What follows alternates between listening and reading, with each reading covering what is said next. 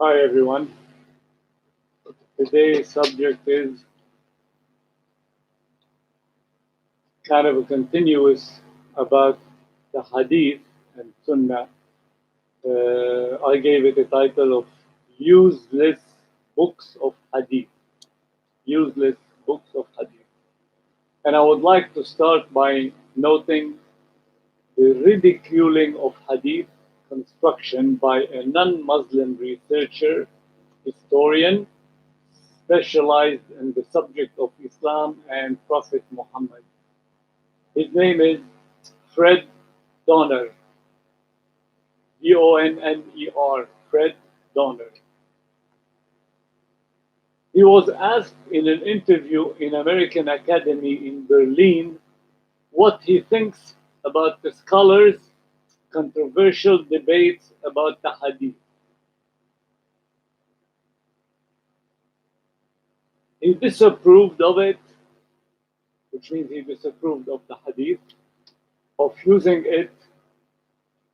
He didn't want to use it at all because of its falsification and misleading references and relators, the people who tell it, the storytellers of it. He refused to use Hadith because he knew much about its falsification, much about its fabrication, if you want, and much about the man who related it to become Hadith, which means most of them were liars and fabricators of Hadith and storytellers, etc. He did talk as a perfect knowledgeable researcher in detail, and you can watch the video. I left the link underneath for this reason. You can see it underneath. It's 90 minutes long, but if you just want to listen to his answer about the Hadith, you'll find it in section between 64 minutes and 70 minutes, which is about running 6 minutes approximately running, worth learning how the Hadith are considered in the mind's eyes of scientists, serious historians.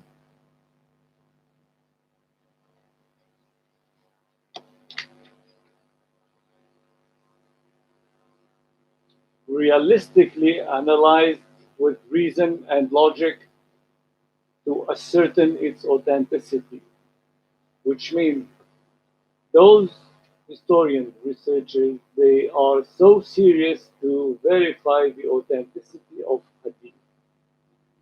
And if it's not an authentic Hadith, I mean, if its sources is fake and false and something like this, they don't take it seriously. While Muslim majority blindly consider Hadith as sacred, not just told by the Prophet, sorry, yet obviously a fifth grade student can see it's a fabrication. This is our case in general. Hadith, that's it. We take it blindly. It's the Prophet saying, and it must be authentic. A reminder from the Quran, Surah 2, verse 185 says, Allah wants ease for you and not hardship, which means Allah doesn't want to give you hard time. On the contrary, He wants you to have things easy to go along with in a lucid way and so on. But we as human pretenders took it to the level of complication. which means we complicated the matter of religion and of hadith and all this stuff, disorganizing a religious system altogether. By doing so, we disorganize this great religion. I'm not gonna cite hadith here and prove it contradicting the Quran. I'll be analyzing and explaining in general, which means I'm not gonna give example, oh, this hadith this and the Quran said that and blah blah blah, because it's already kind of known and I've already spoke about it in other videos. So let's not forget that Muhammad forbade his companion from relating, from writing, from enlisting in any books or anything his acts and his saying.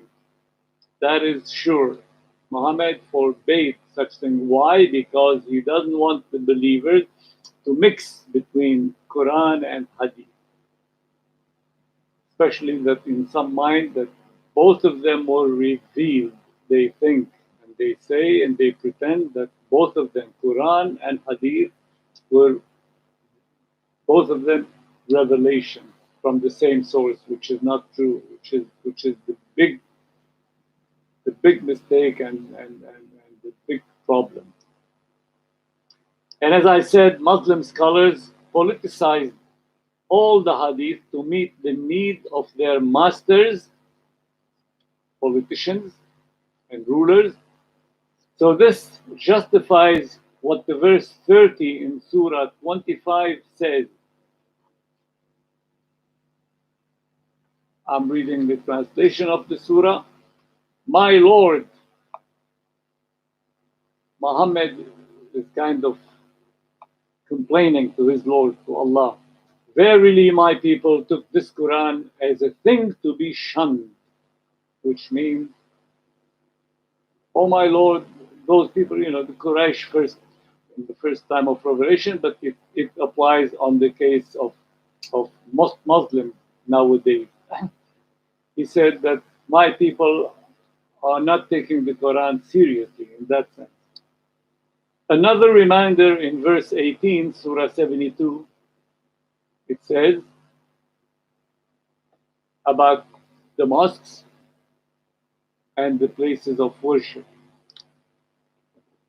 The verse said, and the places of worship are for Allah only. So invoke not anyone along with Allah, which means while you're praying in those mosques, you're praying to Allah. You only mention Allah in zikr, in dua, in prayer, and so on, and nobody else. Otherwise, then those masjid, those mosques are, other than Allah is associated therein, and you are invoking Allah and others and so on, while Allah wants the mosque and the places of worship only for Him, to worship Him alone. Allah said in more than one verse that the Quran contains everything you need to know and to continue on your own afterwards, which means take this as basic information you find in the Quran and then develop your intellect, your mind, yourself, your feelings, your character, your blah blah blah, etc.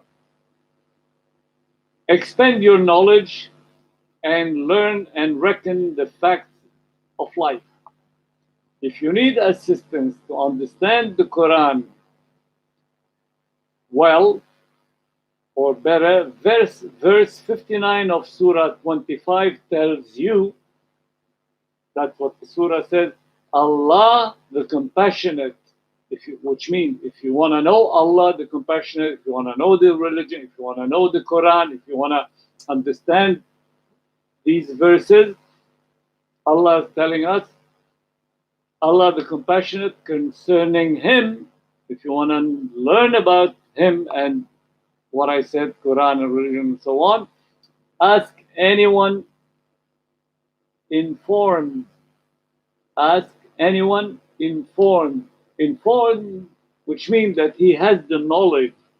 He knows about it, like probably a historian, probably a, a researcher, a scientist, an epistemologist, in the real sense of it, but not just anyone.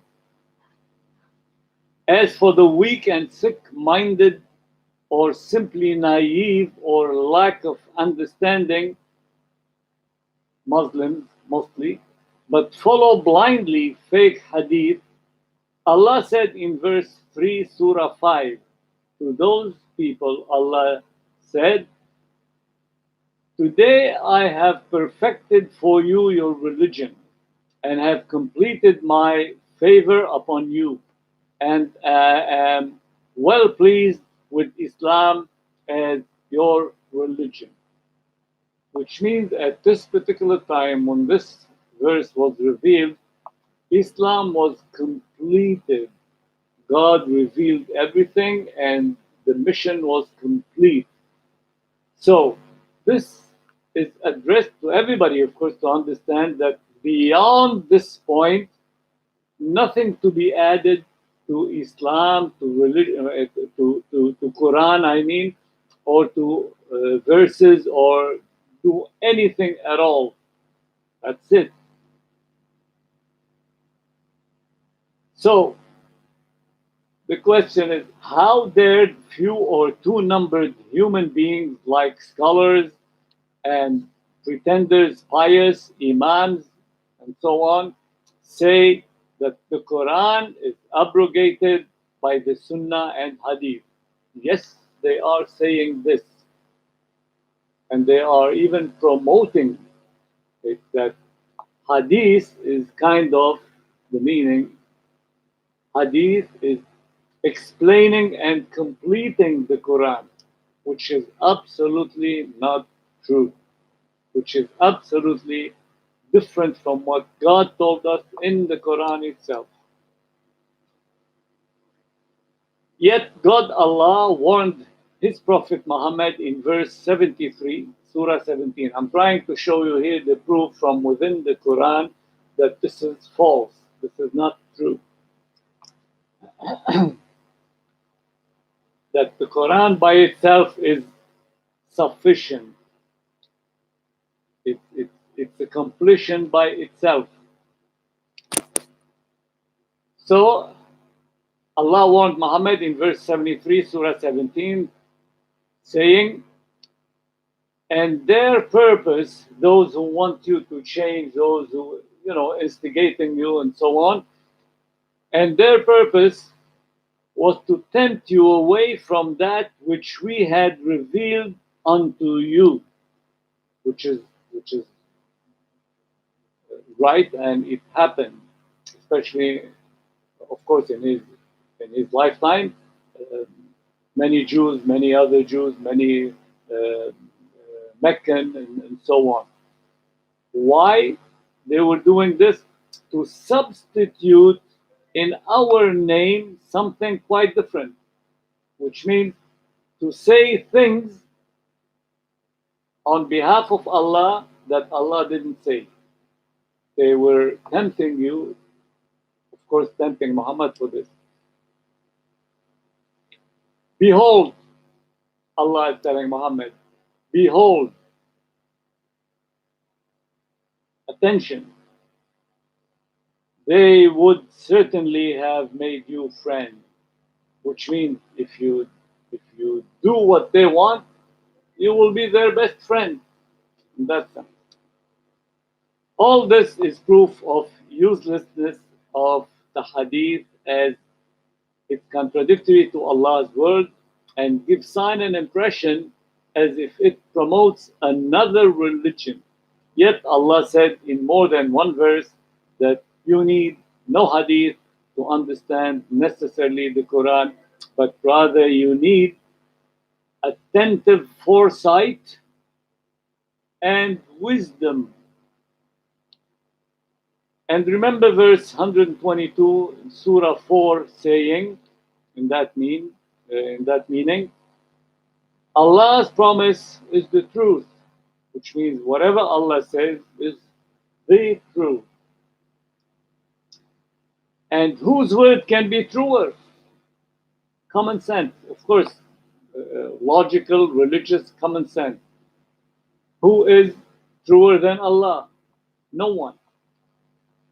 And in verse 87, Surah 4, we close the argument that says, and who is more truthful than Allah in discourse?